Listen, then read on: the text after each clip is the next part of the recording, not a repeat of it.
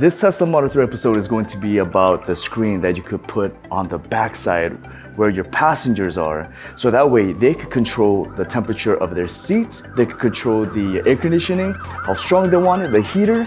So that way you guys get to give them the luxury of just being back there relaxing and then just doing all the control themselves without having to keep asking you to change it or anything like that. So that's kind of neat. A lot of cars comes with it, but it's kind of neat that this Tesla Model 3, they actually built something for it. So I'm going to show you guys how to install it and then tell you guys all the pros and cons about it and to see if you guys like it or not. I will put the discount code below and the website where you can get it. And please hit that like and subscribe button. All right, check this out.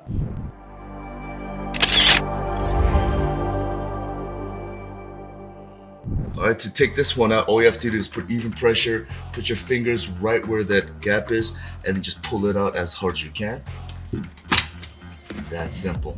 And on the bottom, there's a little clip for your USB-C, so take that out.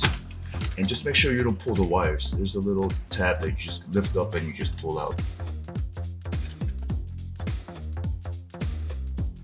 The little knob that's right over here, got 4 of them right over here. It's kind of scratched up a little bit, but as you're pushing it down, then you're lifting up at the same time because the bottom screw is already gone.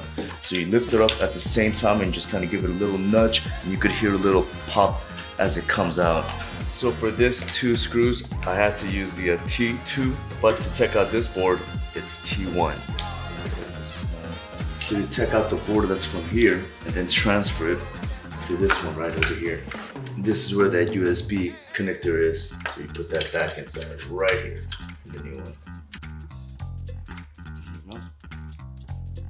So in this piece, this little knob is going to block this vent from going inside. As you can see, this little knob will stop the computer right here. The monitor will stop it from going all the way down. So you have to cut this out. That could be a deal breaker, but I promise you, you don't really need that little piece. Everything is gonna be fine without it, so you're gonna have to cut it out. Okay. Snaps on, snap, snap.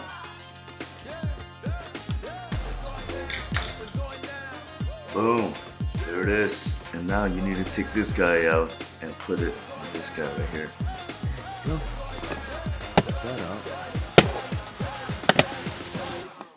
Take this guy out. Pinch the tab. Don't pull on the wires so you don't just accidentally rip the wires. Pull on the plastic. This comes out.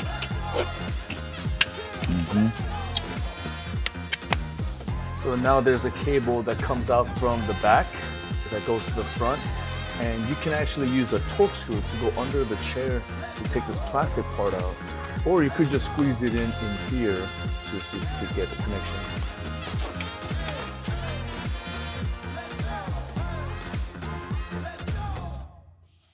All right, so the installation wasn't that bad, easy to do. I think that this rear screen monitor is really dope. It gives you the time, the clock. You could pick from digital or even that round clock if you want to. And then now people in the back have full control over, let's say the car seat is kind of like this one right here. Let's say the car seat is too far back. Well, they could use this control to move it forward because it is difficult to kind of reach over. And they get to control the heat of the seat. They get to actually turn it on instead of asking the driver, which is me, to turn it on for them. They could just do it themselves whenever they're feeling a little cold. And they get to control the music from back here also, the volume, the next music, and things like that. So it is really nice to have this extra control and give that little luxury feel for your passengers that's in the back. So I will put the discount code link below. And if you do buy from me, I appreciate the support so much. If you watched it all the way through, I appreciate you even more. I love you for it. And hit that like and subscribe, and I will see you next time.